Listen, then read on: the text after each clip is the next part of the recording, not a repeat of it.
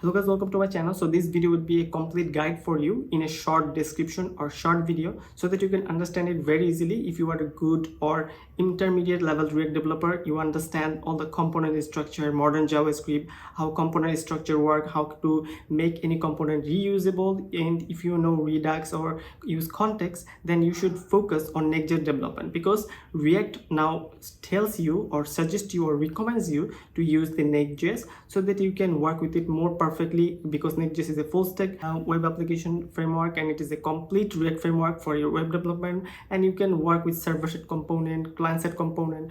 All the thing is in together in Next.js, and it is very SEO friendly, and it has a tons of features that you need to build a very good quality applications, and it is really fast as well.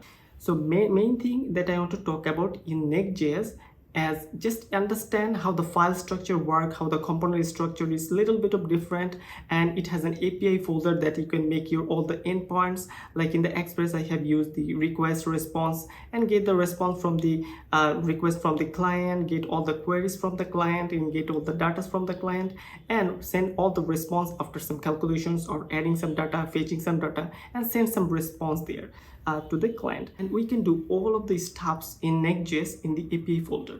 We can fetch data from the API and send it to the client folder, and we can do all of this stuff: create, delete, update, and manage this URL states. All of the thing can be possible in API folder. We can get all the request.params, and we get the data from the request and send it to the client as well. So all of the thing can be handled in the backend in the API folder, where you can handle all the API.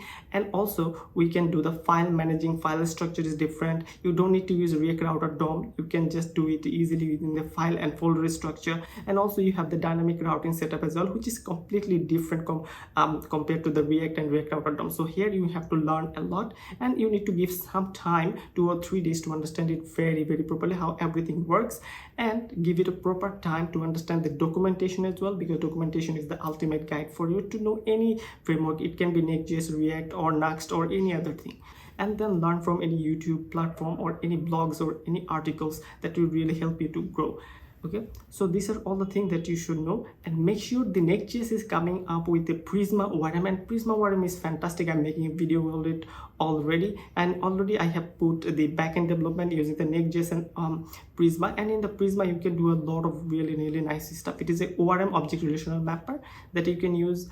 You can use MongoDB, MS SQL, SQLite, and lots of stuff. You don't need to worry about whether your database is SQL or your database is non-SQL. You don't need to worry about it. You can work with any database using single ORM, and that is the importance of Next.js and Prisma combined project. It will give you all the things that you need to build a complete full stack application. You don't need to worry about query system, which ORM should I use, which one should I use. If it is a MongoDB, should I use Mongoose, or SQL, we should use SQLize or other thing. And next stuff that you have to understand, how you protect your route. This is a very important part in Next.js. In Next.js you have lots of packages. For Next.Auth is one of the greatest package to manage your authentication in your system, and you should make sure that your admin and normal user and other users should have a different role. You do need to understand how you manage the role management, and how can you add the social authentication system. Like you can work with GitHub authentication system, Google or Facebook authentication system, and it is really easy